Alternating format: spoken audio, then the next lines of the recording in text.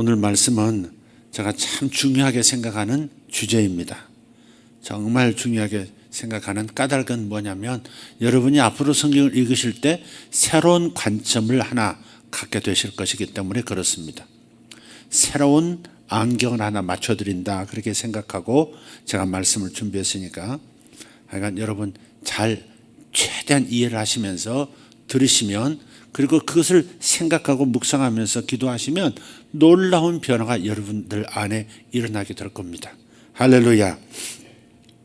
그래서 오늘 제목은 언약 맺기 10단계라 이렇게 잡았습니다. 언약 맺기 10단계. 히브리서 7장 22절입니다. 히브리서 7장 22절 같이 읽겠습니다. 이와 같이 예수는 더 좋은 언약의 보증이 되셨느니라. 아멘. 다시 한번 이와 같이 예수는 더 좋은 언약의 보증이 되셨느니라. 자, 언약을 맺는 의식의 단계를 알아야 합니다. 이것을 알 때 우리의 삶에 큰 변화가 생겨날 것이라고 확신해요. 이 언약이라고 하는 단어 들어보셨죠? 성경에도 나오고 또 설교 중에도 들으셨어요. 그러나 이 언약이라는 단어는 성경에서 거의 300여 차례 쓰였습니다. 이 언약이라는 단어는 원래 어원이 뭐냐면 자르다입니다. 자르다. 언약은 이렇게 손가락을 이렇게 딱 맺든지 이렇게 그러잖아요. 묶든지 그런 게 언약인데 이렇게 어원을 보면 자르다에서 언약이 나온 거예요. 사실 자르는 것이 언약입니다. 성경을 관통하는 중요한 주제들이 있죠. 구속사로 성경을 읽을 것인가? 하나님의 인간 구속사로 읽을 건가? 아니면 율법과 복음이라는 주제로 성경을 한번 그 관점에서 읽을 것인가? 다양한 관점이 있어요. 그 중에서 가장 중요한 관점 중에 하나가 바로 언약이라는 주제예요. 언약이라는 관점입니다. 성경의 언약의식과 오늘날의 가장 유사한 형태는 결혼입니다. 결혼 예식을 보면 일종의 언약식으로 진행이 됩니다. 결혼 언약은 A와 B라는 두 당사자가 서로에게 이제 영원히 매이겠다, 일생을 매이겠다, 서로에게 매이는 것을 동의한다 하는 것을 의미합니다. 그러니까 결혼함으로써 두 사람이 서로에게 매임으로써 어떤 한계도 있고 혹은 어떤 약속들도 나타날 텐데 이 한계와 약속을 수많은 증인들 앞에서 두 당사자가 동의하는 겁니다. 그대는 오직 이 남자만을 사랑하겠는가?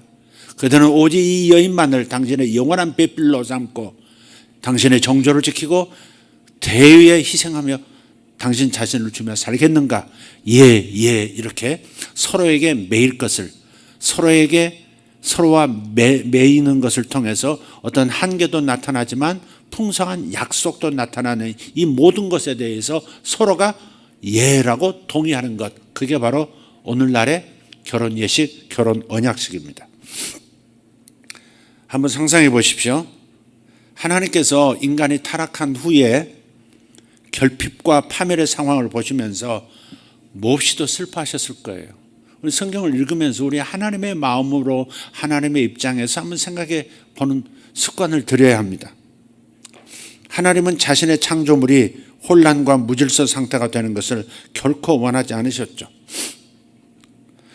그분이 하늘에서 땅을 관찰하고 계셨을 때 고대 사람들이 옛날 이 성경에 쓰였던 때까지 이 고대 사람들이 서로 인간관계, 인간 속에서 언약 맺는 의식에 저들이 참여하는 것을 관찰하셨어요.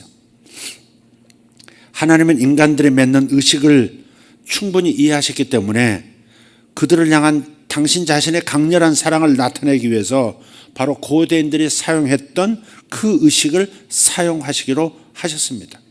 그러니까 고대인들이 언약 맺는 방식을 저들의 언어로 주님께서 이해하고 이 고대인들에게, 옛날 사람들에게 하나님께서 당신의 사랑의 마음을 전달하고 이해시키는 데 있어서 저들이 지금 지들끼리 맺는 언약의 의식, 이것을 통해서 말을 하면 저들이 내 사랑을 제대로 이해하겠구나, 내가 무엇을 하고자 하는지, 내가 어떻게 강렬한 사랑으로 내 마음에 저들을 품고 있는지를 저들이 이해할 수 있겠구나, 그렇게 생각하셨다 하는 겁니다. 그래서 하나님께서는 고대인들이 사용했던 그 언약의식을 하나님과 인간 사이의 언약에서 그대로 사용하기로 결정하신 거예요. 지금 이 말이 무슨 말인지 이해되시죠? 네. 성경이 쓰여진 시대에 그 특별히 피로 맺는 언약은 성경에 나오는 국가들에게는 이미 잘 알려진 겁니다. 이스라엘만이 아니고 그 주변에 이집트, 또 그 위에 시리아, 아람, 이런 모든 나라들이 피로 맺는 언약에 대한 그 의식을 이미 다 알고 있었어요. 바로 그런 이유 때문에 구체적인 의식이 어떻게 진행되는지에 대해서 성경은 자세히 설명하지 않습니다. 언약을 맺었다 이렇게 말씀하시지, 그 언약이 어떤 절차에 의해서 10단계의 과정을 밟았다, 이런 말을 자세한 구구한 설명을 하시지 않았다. 언약 맺었다 그러면 벌써 10단계, 이게 모든 이스라엘과 주변 고대 근동 사람들은 다 이해하고 있었기 때문에 굳이 성경에다 설명할 필요가 없었다. 그런데 우리에게는 문제가 생겼어요. 언약에 대해서 이런 절차들이 상당히 심오한 의미를 가지고 있다는 사실을 우리들이 알아야 될 텐데, 거기에 이제 절차가 생략이 돼 있으니까 우리들은 언약의 그 수준과 심오한 깊이를 제대로 깨닫지를 못하는 거예요. 그래서 예수님과 맺은 그 새 언약 관계도 깊이 있게 마음 깊숙이 담아내지를 못하는 겁니다. 그래서 학자들을 사용해서 하나님께서 고대 시대에 그 10단계의 언약 맺기 의식을 어떻게 진행했었는지에 대한 자료를 가지고 우리가 성경을 다시 한번 조명해 봄으로써 언약이 이렇게 깊은 의미가 있고 깊은 변화를 가져오는구나 하는 것을 알 수 있게 되는 거예요. 오히려 역으로 성경 바깥에 있는 역사적 자료들을 동원해서 성경을 들여다보면 성경의 그 언약 맺기 의식이 얼마나 중요한지를 알게 된다 하는 겁니다. 아까 말씀드렸어요. 모두 10단계로 진행이 됩니다. 근데 이 10단계를 우리가 함께 말하기 전에 다시 한번 상상해 보십시다. 저는 하나님 마음속 그 하나님의 다짐이 들리는 것만 같아요. 하나님 그렇게 생각하시는 거예요.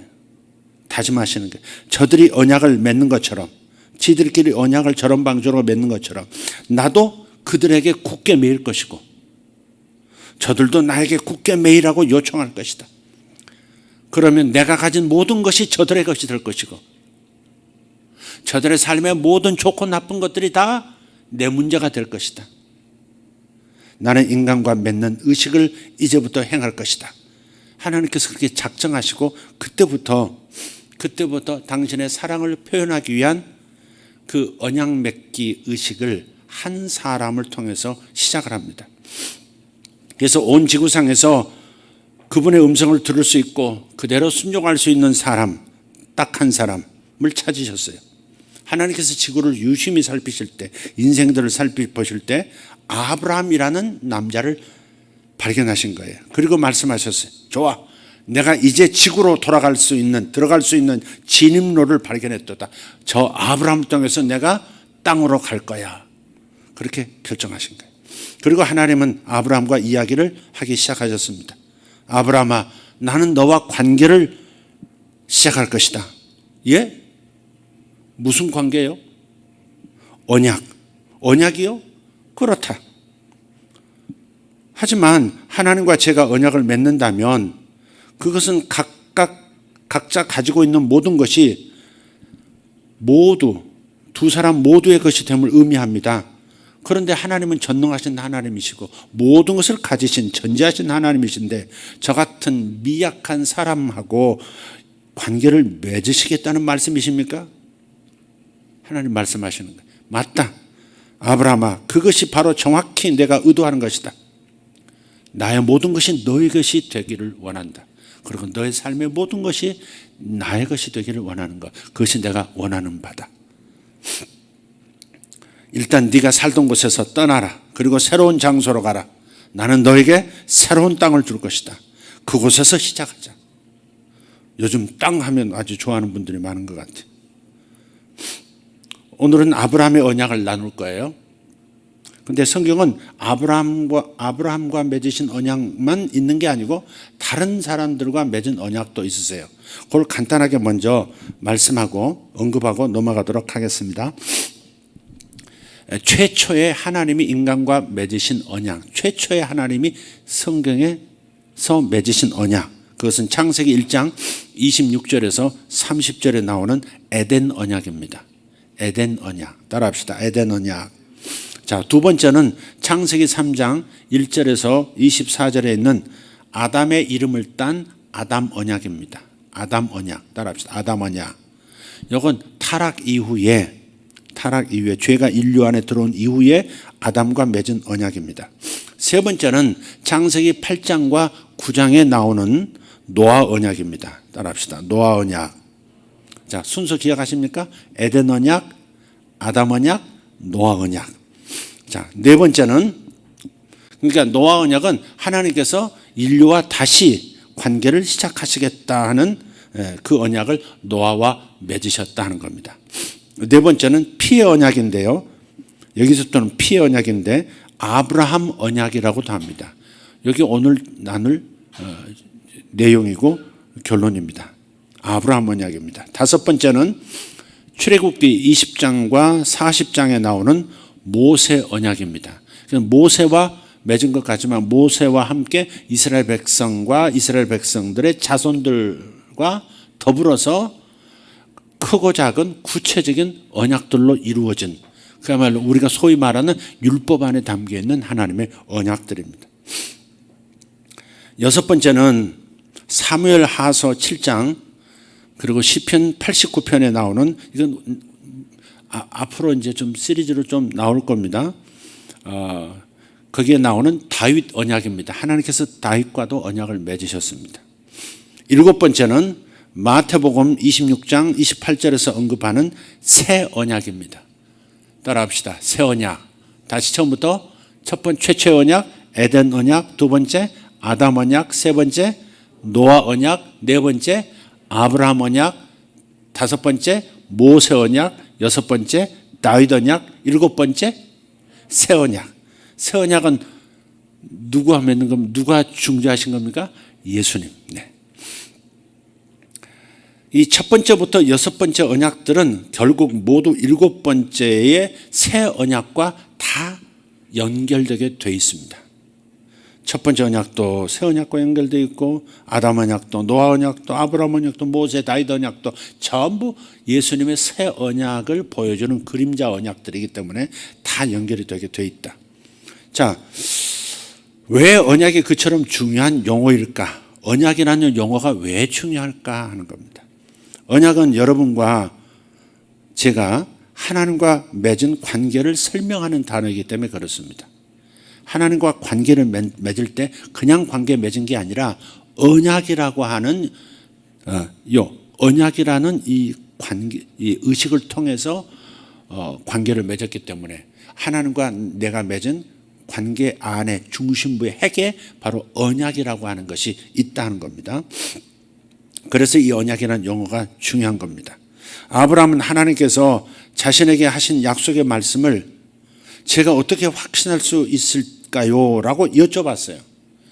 아브라함은 12장부터 창세기 12장에서부터 내가 너에게 땅을 주겠다. 새로운 땅을 주겠다. 그리고 너를 통해서 자식을 낳을 것이고 자식이 큰 민족이 될 것이고 세계 열방의 복이 될 것이다.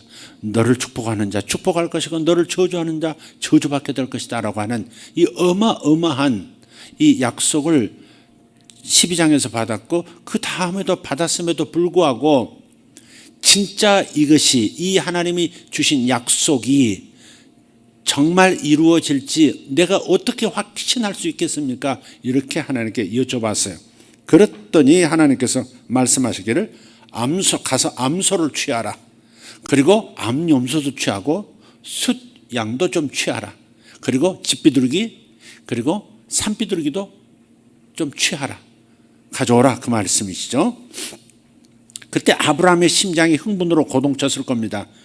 왜냐하면 그때 당시 사람들과 사람들 사이에, 왕과 왕 사이에, 성주와 성주 사이에, 족장과 족장들 사이에서 중요한 언약을 맺을 때는 반드시 피를 흘리는 피의 언약들이 있었거든요. 이건 취소할 수 없는 언약이거든요. 그래서 암소를 가져와라, 염소를 가져와라, 비둘기들을 가져와라 라고 말씀하셨을 때, 와, 이거는 절대 취소할 수 없는 언약의 마지막 사인을 하나님이 하려고 하시는구나를 알았기 때문에 아브라함은 다른 말 하지 않는 거예요. 아니, 땅 주시단 말을 꼭 그런 방식으로 확신할 수 있나요? 자식 주신다는 말씀이 그런 방식으로 이루어진다고 제가 어떻게 확신할 수 있어요? 다른 방식 없나요? 이렇게 말하지 않습니다. 그냥 곧바로 알아듣습니다. 아, 절대 취소할 수 없는 인간의 약속인데 하나님께서 피로 약속하신다면, 언약을 맺으신다면 이건 완벽하게 절대적으로 이루어지는 약속이구나 라고 하는 최종적 하나님의 사인임을 아브라함이 알았기 때문에, 이해하고 있었기 때문에 더 이상 묻지 않는다는 겁니다.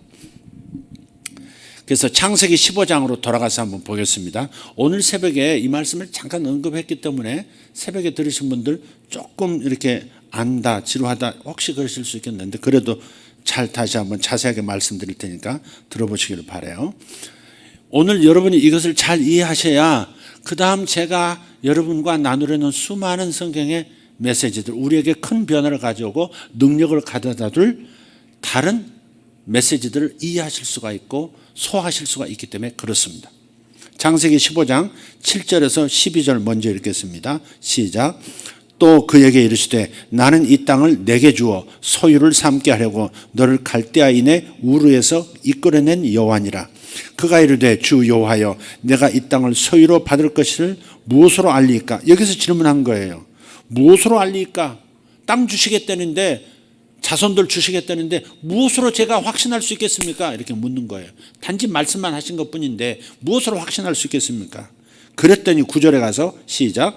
여호와께서 그에게 이르시되 나를 위하여 3년 된 암소와 3년 된 암염소와 3년 된 수장과 산비둘기와 집비둘기 새끼를 가져올지니라.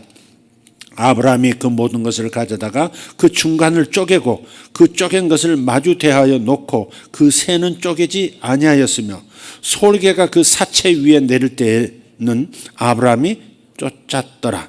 해 질 때에 아브라함에게 깊은 잠이 임하고 큰 흑암과 두려움이 그에게 임하였더니 17절 18절 해가 져서 어두울 때 연기 나는 화로가 보이며 타는 횃불이 쪼갠 고기 사이로 지나더라.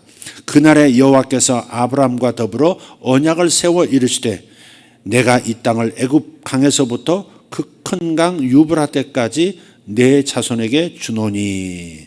아멘. 아까 말씀드렸어요. 이 말씀은 아브라함에게 생소한 내용이 아닙니다. 그 당시 동물들을 희생하는 것은 언약 맺음을 의미하는 것이기 때문에 그렇습니다. 아브라함은 거룩하신 하나님과 이제 막 진짜 언약을 맺게 될 것을 알 수 있었습니다. 그래서 하나님께서는 인간과 대화하기를 원하실 때 인간 사이에 있었던 피로 맺는 그 언약을 사용하기로 결정하셨습니다. 그래서 바로 그것 때문에 아브라함이 큰 확신을 가지고 이 언약 예식에 참여하게 된 겁니다. 그러니까 언약 맺기는 사람들이 즉각 이해할 수 있는 매개물과 같은 겁니다. 그리고 이교도들, 그 주변 나라들, 이교도들의 문화권에서도 이 개념을 쉽게 이해할 수 있었기 때문에 바로 희생제에서 동물을 희생시켜서 언약 맺는 방식, 피의 언약을 맺은 것입니다. 와, 저 신이 아브라함의 하나님이 아브라함하고 언약을 피로 맺었어? 와, 장난 아니네. 잘못 건드리면 우리 전부 끝장이다. 그렇게 이교도 사람들도 아브라함의 그 하나님과 언약 맺기 의식을 아는 사람들은 큰 두려움을 갖게 된 겁니다. 통상적으로 언약이라고 하는 것은 많은 증인들이 있는 광장에서 벌어졌어요. 사람들이 많은 곳에서, 증인들이 있는 곳에서 언약식을 합니다. 그래서 고대의 언약 맺기 의식 10단계 중에서 첫 번째 단계는 의복을 교환하는 겁니다. 뭐라고요? 의복을 교환해요. 이게 두 언약 맺는 당사자가 먼저 뭘 해요? 외투를 벗어서 서로 교환하는 거예요. 우리 축구할 때 어떻게 해요? 뛰고 나서 위도 벗어가지고 서로 교환하듯이 자기 걸치고 있는 가장 중요한 그 외투를 벗어서 상대하고 교환하는 겁니다. 이것은 정체성의 교환을 의미합니다. 예. 정체성의 교환. 그래서 한번 상상해 보세요. 다윗과 요나단이 언약을 맺었어요. 서로 형제 언약을 맺을 때 옷을 벗어서 서로 바꿔 입습니다. 그러니까 다른 병사들, 장군들이 저기 다윗이 오네. 저 다윗이 오네. 그런데 보니까 저거 요나단 왕자님의 옷 아니야? 아니 다윗이야 요나단 왕자님이야? 정체성에 어떤 혼돈까지도 오는 겁니다. 그러니까 성경에는 이런 말씀이 있죠. 예수 그리스도로 옷 입었느니라 그러죠. 예수 그리스도로 옷 입었느니라. 그러니까 예수님과 우리는 서로 옷을 교환한 거예요. 죄인의 옷을 그분이 하나님의 아들의 의의 옷이 우리에게로. 그래서 외투를 이렇게 교환하는 것이 첫 번째 스텝입니다. 두 번째 단계는 요 정체성의 뭐랄까요? 정체성을 교환한다는 얘기는 훗날에 좀 자세하게 다른 실제 사례를 통해서 얘기가 될 겁니다. 두 번째 단계는 벨트의 교환입니다. 허리띠 있잖아요. 우리처럼 지금 겨우 그냥 바지만 이렇게 흘러내리지 않도록 하는 얇은 그런 벨트가 아니고 여기에는 뭐 무기도 달리기도 하고 또 여기는 이 자기 곡간 열쇠가 달리기도 하고 그 선장이라면 그 배, 그 함대 키를 움직일 수 있는 열쇠가 달려있기도 하고 아주 두터운 그런 허리띠예요. 그것을 서로 교환합니다. 이것은 힘의 교환을 말해요. 힘의 교환. 그것들을 교환하는 것은 힘과 재산을 공유하겠다는 상징입니다.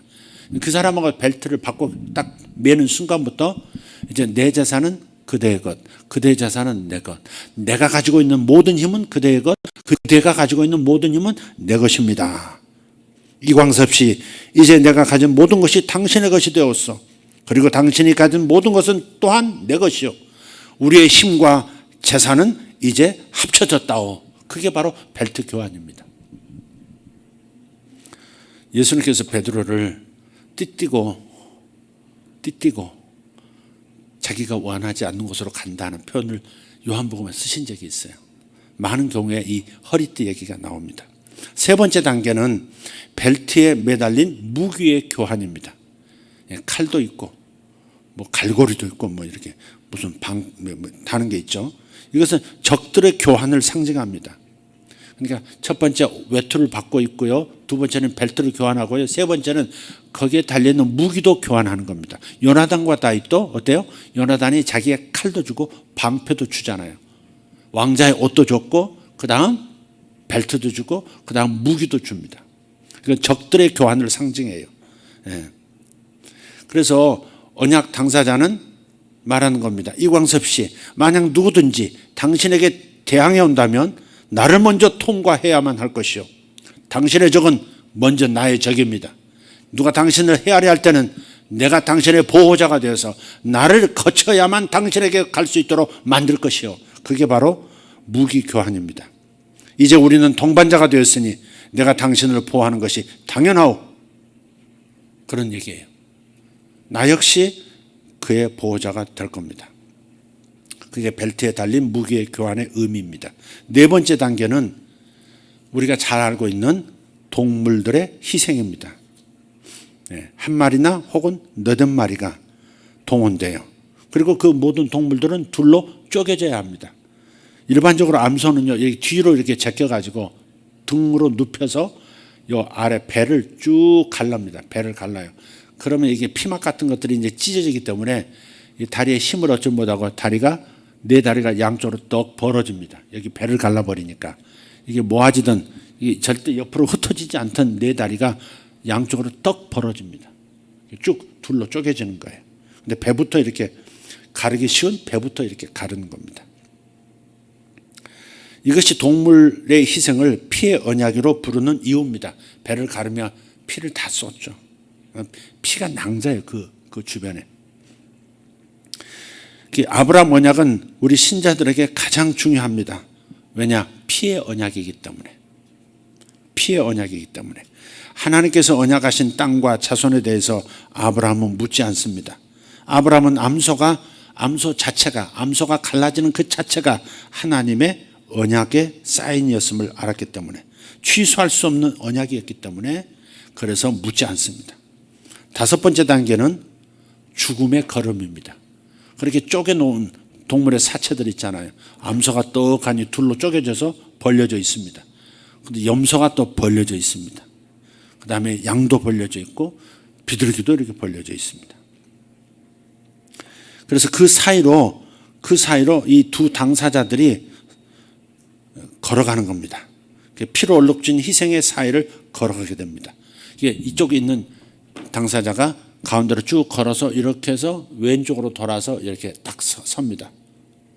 그러면 저쪽에 있던 사람이 또 쭉 걸어서 와가지고 빙 돌아서 이 오른쪽에 딱 섭니다. 그리고 서로를 마주 보는 겁니다.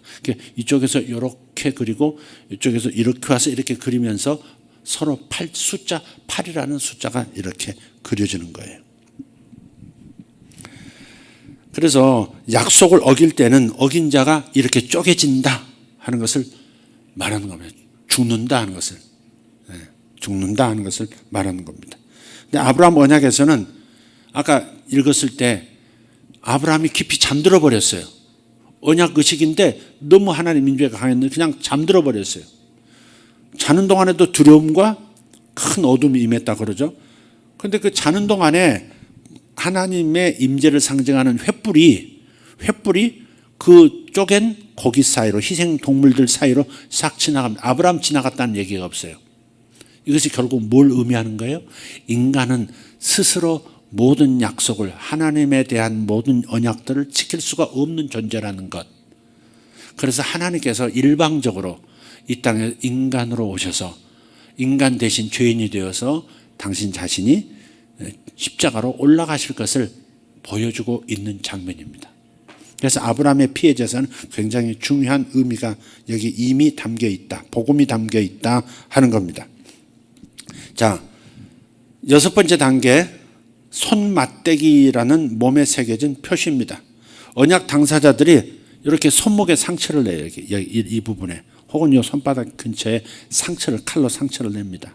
그리고서 서로 마주보고 손을 딱 맞대고 부빕니다. 이렇게. 상처 있는 곳을 부벼요. 피는 쏟아지고 있는데 그 핏길을 섞는 겁니다. 그러니까 상대와 내가 피의 언약, 피가 섞여서 하나가 되는 것을 말하는 것이고, 이것이 아무로도 피가 멈춰도 나중에 그 언약식 했던 흔적이 여기 남는 겁니다. 예수님께서도 십자가에서 손목에 못이 박히셨고 부활하신 다음에 그 못자국을 제자들에게 다시 보이시죠. 그게 언약, 상대방 손맞대기라고 하는 그 몸의 표식을 남기는 그 의식의 단계입니다. 여섯 번째 단계입니다. 이사야서 49장 16절을 보면 내가 너를 내 손바닥에 새겼고 할 때 바로 그것은 바로 이 언약 의식을 하는 여섯 번째 단계, 손맞대기 단계를 보여주고 있는 겁니다. 내가 내 몸의 상처, 하나님께서 내 몸에 상처를 내므로써 너를 여기에 새겼다. 내 피를 여기에 새겼다. 나는 너를 결코 잊지 않는다. 나는 반드시 약속을 지킨다. 나는 반드시 너를 향해서 모든 언약을 지킬 것이다. 너도 그래 주기를 기대한다. 그런 거죠. 자, 일곱 번째 단계는 축복과 저주의 선언입니다. 축복과 저주의 선언. 이 언약 조건을 지키는 한 당신은 들어가도 복을 받고 나가도 복을 받을 것입니다. 당신은 일어나도 복을 받고 누워도 복을 받을 것입니다. 당신의 아내가 복을 받을 것이며 당신의 자녀들이 복을 받을 것이며 당신의 모든 소유가 다 복을 받고 당신의 모든 땅들이 복을 받을 것입니다. 근데 오늘 이 말씀을 쭉 이렇게 정리하다가 누워도 복을 받고 이 말, 일어나도 복을 받고 누워도 복을 받고, 아니 누워도 복을 받는단 말이 얼마나 황당하기까지 한 황홀한 약속입니까? 누워 있어도 복이 임한대. 할렐루야. 지금 그렇게 말. 그래서 이 축복하는 거죠. 축복하는 거. 그러다가 잠시 후에 숨을 고른 다음에 또다시 말합니다. 이 언약 조건을 만약 당신이 어긴다면 당신은 일어나도 저주를 받을 것이고 누워도 저주를 받을 것이고 들어와도 저주를 받을 것이고 나가서도 저주를 받을 것이고 당신의 아내가 저주를 받을 것이며 당신의 자식들과 자손들이 저주를 받을 것이고 당신의 모든 소유가 하는 일마다 저주가 임할 것이고 당신의 소유한 모든 땅이 저주로 덮을 것이다. 그렇게 또 선언합니다. 그러면 다른 언약 파트너, 다른 당사자가, B라는 당사자가 또 말합니다. 축복과 저주를 반복해서 선포합니다. 이게 7번째 단계입니다. 그것이 맞춰지면 8번째 단계로 들어갑니다. 자, 축복과 저주는 어디서도 선언되죠? 에발산과 그리심산에서 모세 언약 때 선포가 되죠. 신명기에서 선포가 되죠. 8번째 단계는 그 다음에 언약 음식입니다. 그래서 증인들 앞에서 이렇게 탁자에 음식을 차려놓고 함께 식사를 하는 겁니다. 이것도 언약 의식입니다. 여기 하나도 빠지면 안 됩니다. 언약 의식입니다. 그런데 먼저 자신부터 먹지 않아요. 서로가 서로에게 몇 입을 먹여줘요. 이렇게. 제가 중국 갔더니 중국 그 시장이 부시장들과 부시장이 하나가 아니더라. 부시장들이더라고요. 그래서 이제 사업가 한 분하고 갔는데 둥그런 테이블에서 온갖 음식을 막 짠트 사내진미 그냥 가득히 챙겨놓고 그다음에 여자 부시장 아줌마 한 분이 내 옆에 딱 앉아가지고 다리도 찢어주고 닭도 찢어주고 뭐 게도 뜯어주고 막 그냥 이게 다 뭐 입에서 삼키기도 전에 또 뜯어서 또 주고 그게 그 사람들의 이 손님들을 대접하는 방식인가 봐요. 그러듯이 서로가 서로에게 음식을 먹임으로써 이 음식이 당신 안에 들어가듯이 나를 당신의 삶으로 받아들여서 나와 당신이 하나가 되게 하십시오라는 표현입니다. 그래서 서로 음식을 먹여주는 거예요. 당신이 이 음식을 받아들인 것처럼 나를 받아들여서 당신의 삶으로 나를 데려가 주십시오라고 말을 합니다. 그래서 오늘날 서양에서 영화에서 보면 결혼식 할 때 신랑 신부가 케이크를 서로에게 좀 먹여주잖아요. 그것이 좀 과해가지고 케이크를 얼굴에다 신부 얼굴에다 엎어버리기도 하고 뭐 그러는데 서로 떠먹여주는 것은 당신의 삶으로 나를 받아들여 당신의 삶이 되게 해주세요 하는 그 의식의 뭐랄까요? 그림자라고 할 수 있겠습니다. 9번째 단계는 이름의 교환입니다. 이름. 여기에 참 재밌습니다. 9번째 단계는 서로 이름을 교환해요. 여러분, 미국 사람들 결혼할 때 성이 없어지는 거 아시죠? 여자분들. 이미선이었는데 최 씨하고 결혼하면 미선 최가 돼버리잖아요. 그러다 이름이 섞여버리는 겁니다. 이름을 교환해요. 그래서 이광섭 씨, 내 적들이 나와 언약을 맺은 상대가 누구인지 알게 하기 위해서 나는 당신의 이름을 내 이름의 중간에 집어넣을 것입니다. 나는 더 이상 단순한 정만우로 알려지지 않을 것이고 이 순간부터 정광섭만으로 알려질 것입니다. 상도도 마찬가지. 나는 더 이상 이광섭이 아니라 이만우광섭으로 알려지게 될 것입니다. 그래서 매번 내 이름으로 모든 사람들이 내 언약 상대가 누구인지 뚜렷이 알 것입니다. 요한계시록에도 보면 원수의 목전에서 상을 베푸시고 그런 표현이 나와요. 원수의 목전에서 상을 베푸신다. 그게 상장 주고 상품 준다 그 말이 아니에요. 식탁을 베풀고 이제 언약을 맺는 관계. 예수님과 내가 언약을 맺은 관계이기 때문에 요한계시록의 그 무수한 세상의 바다에서 올라오는 짐승의 세력들, 사탄의 세력들이 결코 함부로 나를 대하지 못할 것이다. 그것을 선언하는 것을 말하는 거예요. 그 어떤 세력도, 그 어떤 사탄의 하수인도 예수 이름이 내 이름 안에 들어와 있는 바로 이 사람을 결코 함부로 대할 수도 없고 해할 수도 없고, 그리고 예수 이름을 가진 나를 하나님께서 책임지신다는 것, 그게 바로 원수의 목전에서 식탁을 베푸신다 하는 말씀에 따르는 그 의미입니다. 이름의 변화는 아브라함과 하나님이 언약을 맺으실 때 정확하게 일어났죠. 아브람에서, 이 창세기 15장에서 아브람이라는 이름을 가진 남자가 아브라함이 되잖아요. 근데 이게 참 재밌어요. 하나님의 이름이 아브람 속에 들어온 거예요. 하나님의 이름이 한 6,800번 정도 야훼 혹은 우리는 여호와라고 부르죠. 근데 히브리 그대로 발음을 야웨이 이렇게 하는 게 더 맞아요. 근데 야훼라고 발음을 하고요. 그 다음에 여호와 이렇게 발음을 해요. 근데 그 아래서 H 발음 있죠. 흐 발음 이렇게. 이렇게 바람이 거칠게 나오는 바람 있잖아요. 루아흐 하듯이. 이렇게 입천장 소리 나는 거. 요 AH가, 왜냐하면 A 모음이 왜 들어갔냐면 하나님의 이름에는 모음이 없어요. 구약에 나오는 야훼, 여호와 이름에는 발음할 수가 없어요. 모음이 없기 때문에.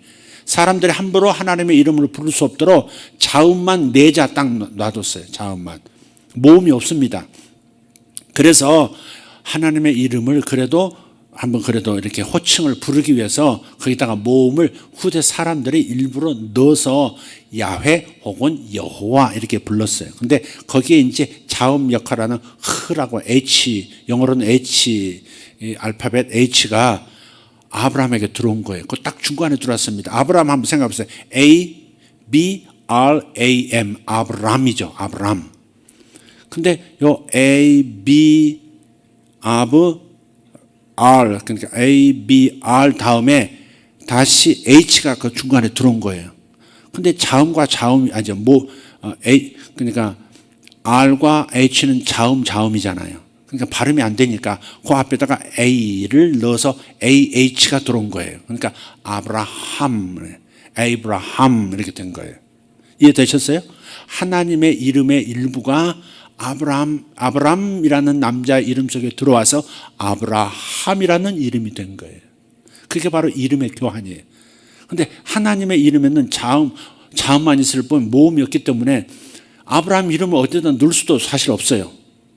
그 시대에. 그러니까 하나님께서 뭐라고 이름을 교환하시냐면 아브라함의 이름을 받아들여서 그냥 하나님이 아니라 나는 아브라함의 하나님이라 이렇게 표현하신 거예요. 이해되셨어요? 그게 바로 이름의 교환이에요. 이름이 섞인 거, 이름이 서로에게 섞인 거예요. 이름까지 섞이는 이런 완벽한 언약 의식이 어디 있습니까, 세상에? 이삭의 하나님, 나는 아브라함의 하나님, 이삭의 하나님, 야곱의 하나님, 그런 거예요. 우리는 누구의 이름을 받았어요? 사도행전에 보면, 사도행전 14장, 17장 보면 하늘과 땅 가운데 있는 모든 족속에게 이름을 주신 아버지 앞에 무릎 꿇고 비노니, 사도 바울이 그렇게 얘기를 합니다. 하늘과 땅에 있는 모든 족속에게 이름을 주신 하나님 앞에 무릎을 꿇고 비노니, 그 이름이 누구예요? 예수 이름, 예수라는 이름을 주셨어요. 하나님과 내가 새 언약을 맺을 때는 다른 야훼, 여호와가 아니라 발음할 수 없는 그 네 글자가 아니라 바로 지저스라고 하는, 예수라고 하는 그 이름이 우리 안에 언약의 이름으로 들어온 거예요. 그러니까 사실은 엄밀하게 말하면 서양 사람들처럼 first name, middle name, last name 있듯이 이름이 하나 더 들어가야 되는 거예요. 광섭, 지저스, 리 이렇게. 사실은 그렇게 된 거예요. 지저스, 광섭, 리. 지저스, 갑자기 생각해. 서경, 안. 지저스, 서경, 안. 이렇게. 우리에게는 예수 이름이 중간에 들어와 있는 거예요. 그러니까 이름을 주신 것은요, 이름을 주신 건 모든 권한을 다 주신 거예요. 여기까지 오는 동안에 주님의 모든 것이 우리에게로 이미 넘어온 겁니다. 우리의 모든 낡은 의복부터 시작해서 내 힘과 그 근근히 살아가는 빌빌대는 재정적인 모든 상황까지 전부 예수에게로 넘어가고, 부여하신 예수님의 모든 것이 내게로 그분의 힘과 재산이 내게로 넘어온 겁니다. 그것을 상징적으로 대표적으로 보여주는 것이 그분의 이름은 In the name of Jesus, 이렇게. 사실 내가 주님의 이름을 직접 주님처럼 사용할 수 있는 겁니다. 그래서 내가 아무리 약한 자라도 예수 이름으로 하면 귀신이 떨게 돼 있고, 사탄은 한 길로 왔다가 7길로 도망하게 돼 있고, 내게 다가오는 모든 폭풍우들, 문제들은 잠잠하게 고개를 숙여야 되는 겁니다. 그래서 예수 이름을 가진 내 이름을 꼭 기억하십시오. 아브라함이 아브라함 되었듯이, 야곱이 이스라엘 되었듯이, 우리도 지저스라는, 예수라는 이름이 우리 이름 가운데 스며들어 있는 겁니다. 내 존재 중심에 예수가 있는 겁니다. 그래서 내가 예수 이름으로, 예수의 생명으로 사는 것이고, 예수 이름으로 무엇이든지 나아가면 응답이 되는 것이고, 예수 이름으로 행하면 무엇이든지 형통하게 되는 것입니다. 예수 이름이 답인 것이에요. 할렐루야. 아멘. 그래서 H는 아까 하나님의 숨, 이 신약 헬라어로 말하면 푸뉴마, 영입니다. 영. 루아흐도 하나님의 그 숨결, 그런 하나님의 숨, 하나님의 영이거든요. 근데 H가 들어옴으로써 아담이 무엇으로 인해서 사람으로 살아나게 됐습니까? 일어나게 됐습니까? 하나님이 숨을 불어넣으셨기 때문에. 그래서 H, 흐라고 하는 이 이름이 아브라함에게 들어옴으로써 아브라함은 단순한 아브라함이 아니라 이제 하나님의 숨결에 이어서 하나님의 모든 복을 가지고 살아가는 믿음의 조상이 되는 아브라함이 된 거예요. 그렇습니다. 10번째 단계는 뭐냐면 장자의 교환입니다. 이름만 교환하는 게 아니고 내 가장 사랑하고 내 가장 기력의 처음 열매인 장자가 서로 교환돼, 하나님과 나 사이에 장자가 교환되는 겁니다. 요 얘기는 나중에 자세하게 또 할 테니까 이건 오늘은 이렇게 넘어가도록 하겠고요. 한번 다시 한번 복습하고 한번 의미를 다시 한번 음미해 보도록 하겠습니다. 아까 7가지 언약이 성경에 나온다고 그랬죠. 첫 번째 언약 에덴 언약, 두 번째 언약 아담 언약, 세 번째 노아 언약, 네 번째 아브라함 언약, 다섯 번째 모세 언약, 여섯 번째 다윗 언약, 일곱 번째 새 언약, 예수님과 맺은 새 언약. 그렇습니다. 그 다음에 이제 방금 이 언약 맺기의 10단계, 이게 이 의식대로 진행이 된 거예요. 근데 성경에 이 의식이 많이 이렇게 간소화된 것처럼 이렇게 절차들이 빠져 있는 상태로 그냥 언약 맺었고, 피 흘렸다, 동물, 이 6번째 단계인가요? 다섯 번째 단계, 네 번째, 다섯 번째 단계 동물의 희생과 죽음의 걸음, 이것만 성경에 나와 있지 다른 부분은 좀 생략되어 있단 말이에요. 왜? 이미 다 알고 있는 거니까 자세하게 말할 필요가 없었던 거예요. 그래서 다시 보고 남으로써 예수님과 내가 맺은, 예수님과 교회가 맺은 새 언약, 이게 얼마나 엄청난 축복이고 우주가 천사들이 부러워하는 언약인지를 우리는 알아야 하는 것이죠. 그래서 요 10단계 언약을 다시 한번 복습해 보도록 하겠습니다. 첫 번째 단계는 뭐였죠? 의복의 교환, 두 번째는 벨트 교환, 세 번째는 벨트에 달린 무기 교환, 네 번째 동물들의 희생, 다섯 번째 단계 동물들 사이를 걸어가는 죽음의 걸음, 여섯 번째 단계 손맛대기, 몸에 표시하기, 상처로 피를 흘려서 몸에 표시를 남기기, 일곱 번째 단계 축복과 저주의 선언. 자, 이건 성경에, 그러니까 이 언약 맺는 의식이 성경에 이렇게 많이 흩어져 있어요. 이렇게 딱 모아져 있는 게 흩어져 있는 상황이에요. 자, 여덟 번째 단계 언약 음식, 식탁 언약이죠. 아홉 번째 단계 이름의 교환, 열 번째 장자의 교환.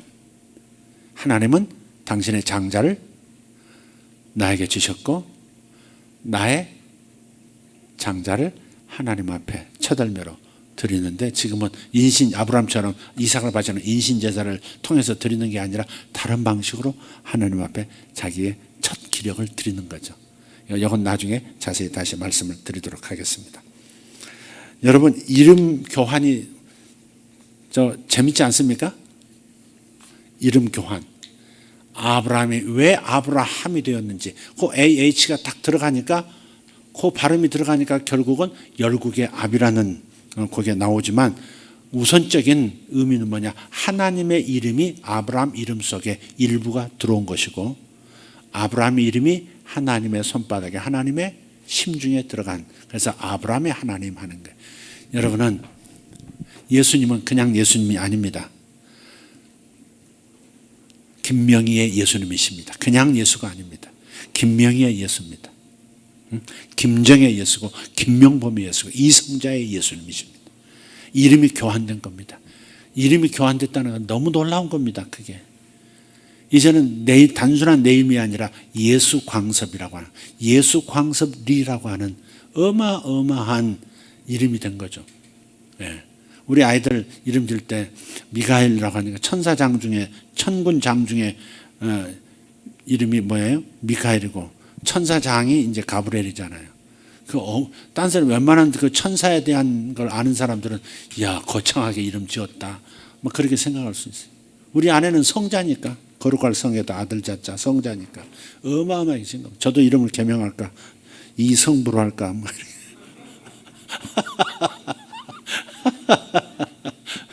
이성부.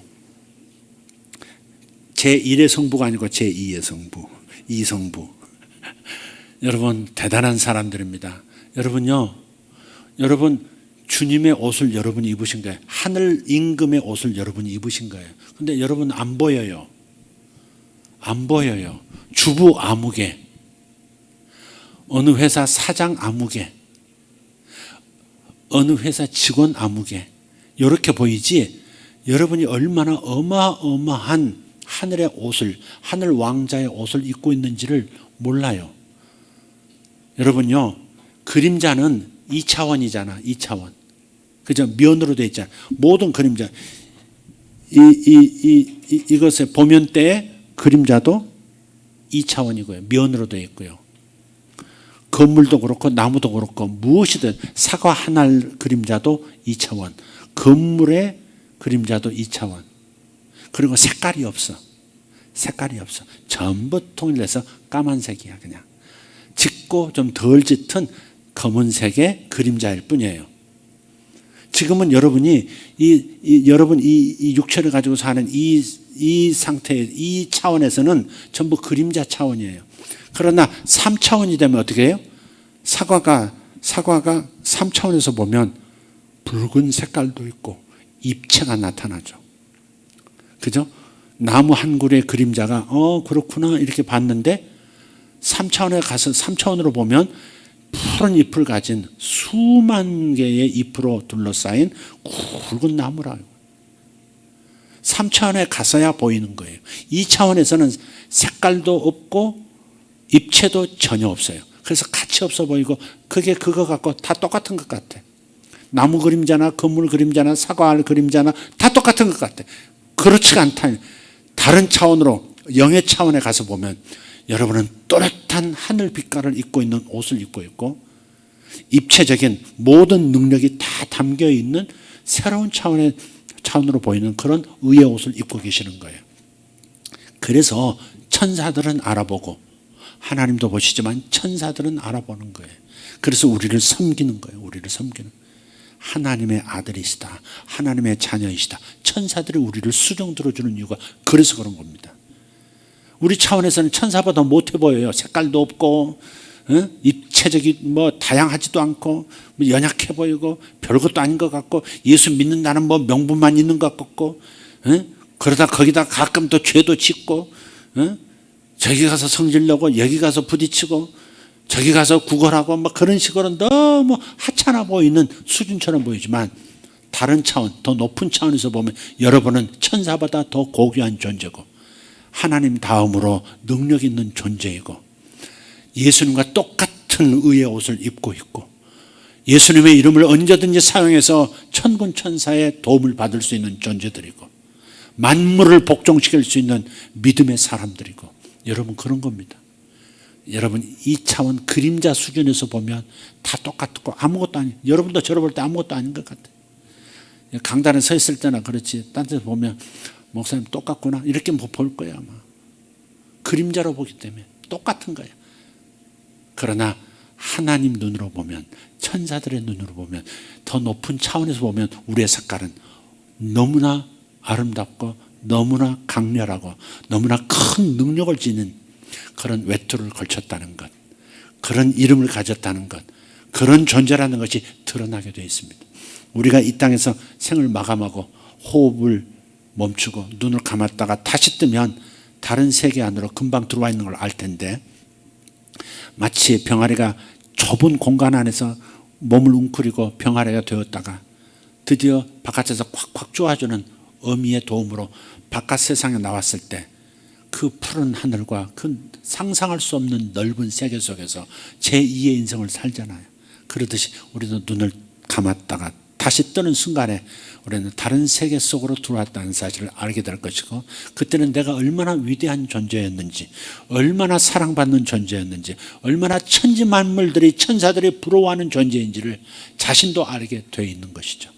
여러분, 이 언약 속에 담긴 이 비밀을 좀 묵상하시면서, 물론 앞으로도 계속해서 제가 좀 말씀을 당분간 드리겠습니다만은, 이 10단계의 언약 의식을 통해서 여러분 충분히 젖어들기만 하면 큰 은혜가 임하고 큰 변화가 여러분 내면에서 일어날 겁니다. 여러분 위대한 존재입니다. 아무것도 아닌 존재가 아닙니다. 그냥 저 사람은 뭐 그림 잘 그리는 사람, 저 사람은 악기 잘 다루는 사람, 저 사람은 돈 잘 버는 사람, 뭐 이런 정도 아니요. 하나님의 눈에 전혀 다른 존재입니다. 차원이 다른 존재의 눈으로 보면 전혀 다른 차원의 존재들이 바로 우리인 것입니다. 아무도 여러분을 함부로 할 수 없습니다. 하나님과 손맞대기를 하는 사람입니다. 예수님이 하나님 아니셨습니까? 인간 되신 하나님 아니셨습니까? 하나님과 피를 섞은 존재입니다. 하나님의 손목에 피, 내 영혼에서도 상흔이 있고, 그래서 서로 표식을 주고 서로 이름을 교환한 존재, 서로 장자를 교환한 존재, 벨트를 좋아하는 모든 무기와 힘과 재산을 서로 공유하기로 합치기로. 하나님이 나하고 합쳐봐야 하나님 바닷물에다가 양동이 바가지로 물 한 방울 부은들 바다가 또 높아지나요? 하나님에게 전적으로 불리한 언약입니다.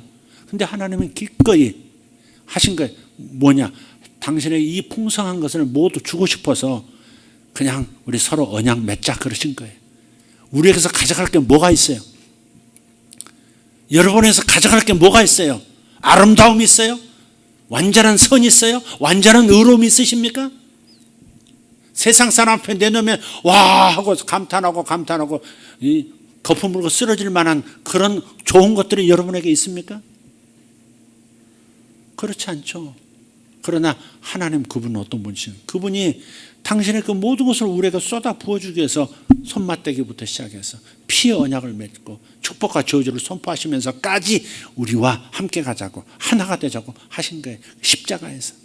십자가에서 하나가 되자고 당신께서 먼저 그냥 내 스스로 그것조차 못하니까 그분이 올라가셔가지고 그냥 북치고 장구치고 다 해서 하늘의 모든 재산을 우리에게 다 넘겨줘 버린 거예요. 하늘의 모든 신령한 것들, 천사들을 사용할 권한들, 하늘의 모든 자원을 사용할 권한들, 모든 지혜를 사용할 권한들을 그냥 몽땅 넘겨줘 버린 겁니다. 네. 우리가 드릴 건 사실 없어요. 감사와 영광밖에 돌릴 게 뭐가 있습니까? 솔직히 그냥 받아 누리는 것 외에는 아무것도 없습니다. 하나님은 약속하시면 이루시더라고요. 올해 성경 구절이 뭡니까? 보세요.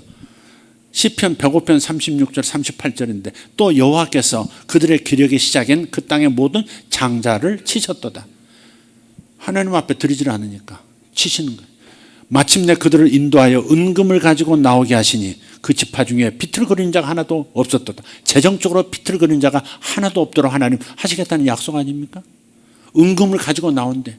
그렇게 저렇게 말씀 주시더니 올해 금하고 은하고 만드는 그저 뭐예요? 금 거래소를 하나 가진 사람이 나올 줄 누가 알았어요? 그 부목사님 중에 은금 장사하는 장사꾼이 나올 줄 누가 알았냐고. 그것도 참 묘한 거예요. 은금을 가지고 나오게 하신다는데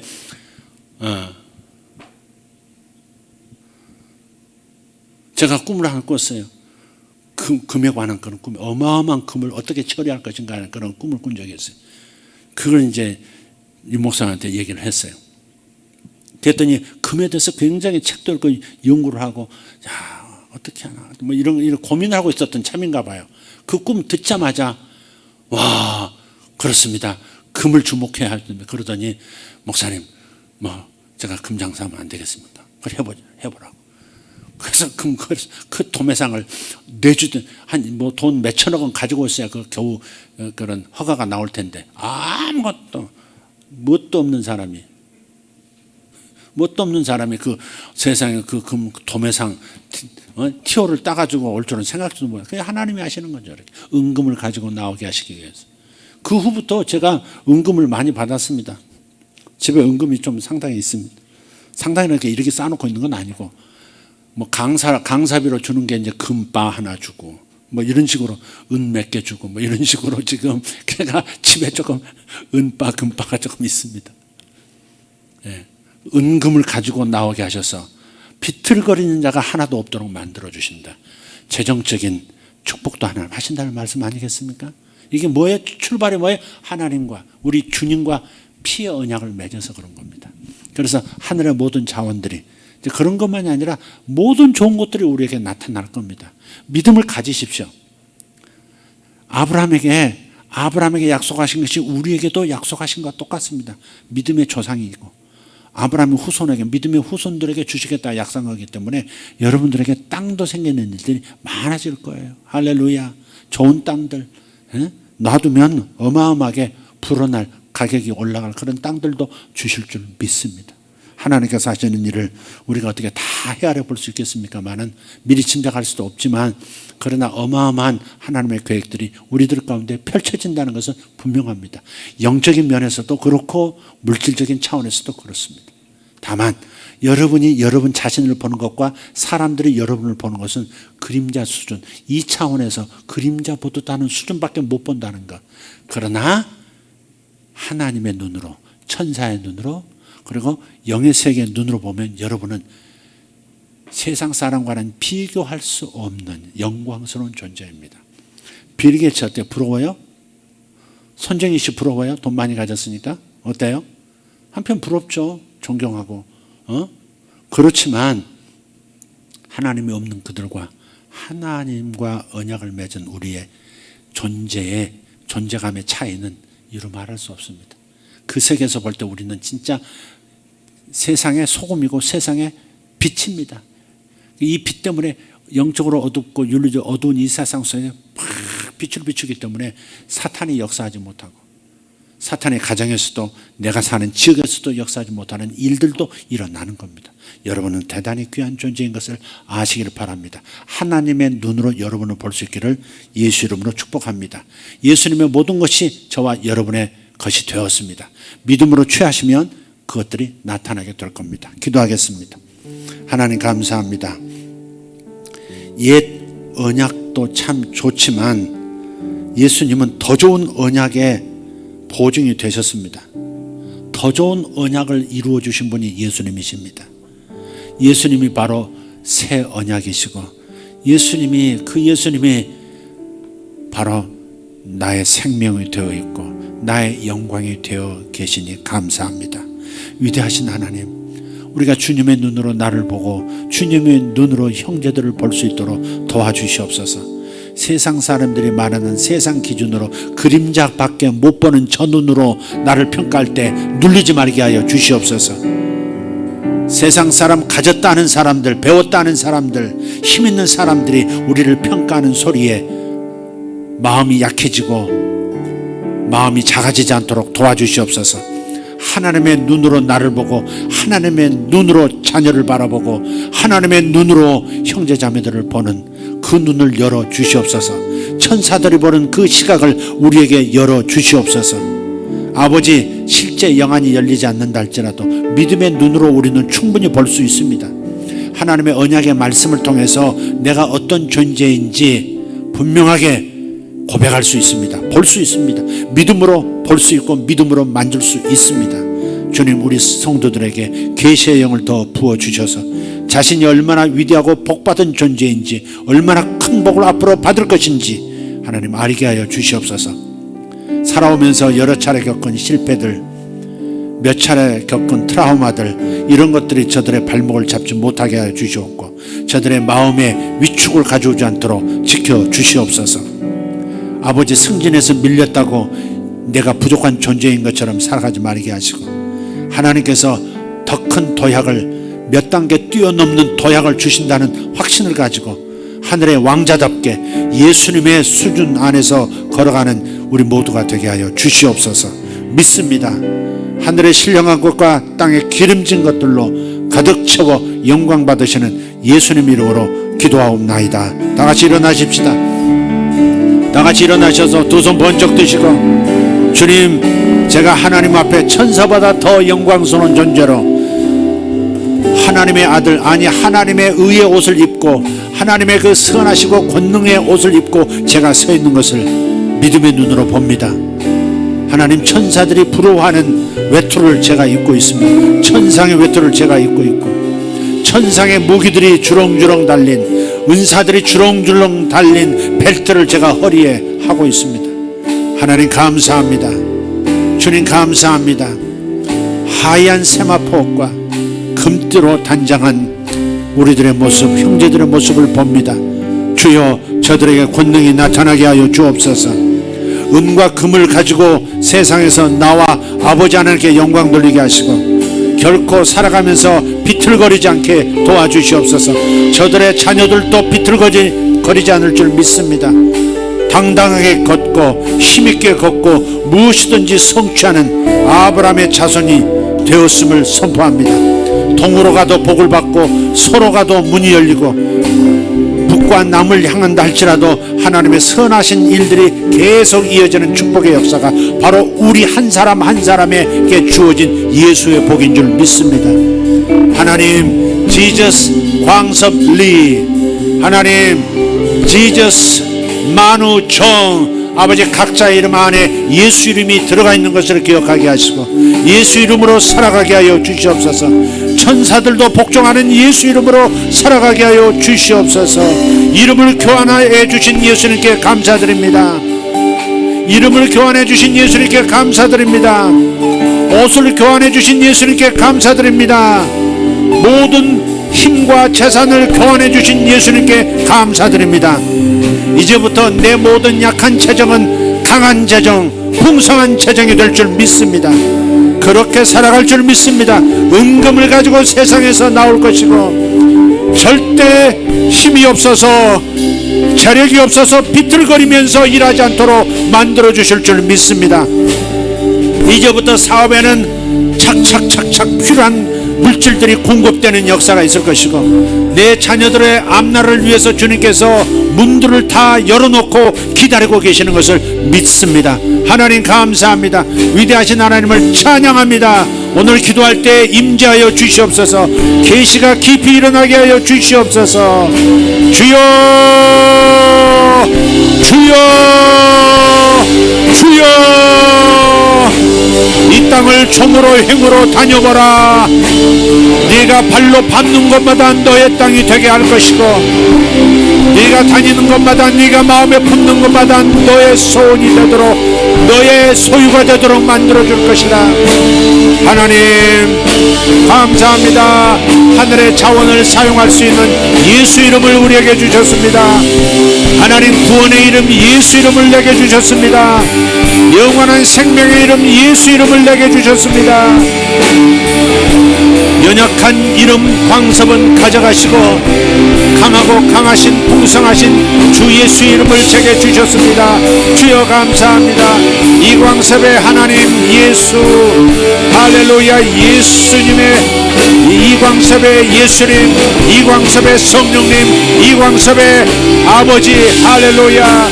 주님 감사합니다. 여기 있는 모든 자녀들이 다 예수 이름으로 불림을 받고 예수님과 이름을 교환한 사이인 것을 알게 하여 주시옵소서. 위대하신 하나님 감사합니다. 주여 감사합니다. 할렐루야. 아버지, 언약을 알게 하셔서 감사합니다. 언약을 따라 살겠습니다. 예수 언약, 새 언약을 따라 살겠습니다. 아브라함의 언약과 예수님의 새 언약을 따라 살겠습니다. 주여 감사합니다. 피로 맺은 형제입니다. 예수님과 나는 피로 맺은 형제입니다. 나는 예수님이 나의 맏형님이시고 아버지 예수님이 큰오빠 되십니다. 주여 감사합니다. 하늘아버지가 이광섭의 하나님이시요 이광섭의 아버지이십니다. 주님, 나는 하나님의 아들이고 예수님의 형제입니다. 주여 감사합니다. 누가 나를 해할 수 있겠는가? 누가 나를 넘어뜨릴 수 있겠는가? 누가 나를 유혹에 빠뜨릴 수 있겠는가? 누가 나를 시험에 들게 할 수 있겠는가? 주여, 아무도 없는 것을 믿나이다. 우리가 지금 유리바다 위에서 주님을 경배합니다. 짐승이 나오고 사탄이 나오던 바다를 유리바다로 덮어버리시고 우리로 하여금 유리바다 위에서 예배하게 하시고 유리바다에서 주의 복을 누리게 하시니 감사합니다. 우리는 위대한 신분의 사람, 위대한 위치의 사람, 위대한 능력을 가진 하나님의 아들이요 예수님의 형제입니다. 예수님이 나의 맏형님이십니다. 주님 감사합니다. 모든 재산권을 저에게 맡겨주심을 감사합니다. 하늘의 재산권을 맡겨주심을 감사합니다. 하늘의 재산권을 맡겨주심을 감사합니다. 이 땅의 모든 필요를 채우고도 남는 역사, 이 땅의 모든 사람들의 필요를 채우고도 남는 역사 예수 이름으로 있을지어다. 예수 이름으로 나타날지어다. 주여 감사합니다. 모든 병을 낫게 하시며 모든 약한 것들을 고치시는 주님 찬양합니다. 위대하신 하나님 찬양하고 찬양합니다. 할렐루야 할렐루야. 아멘 아멘 아멘.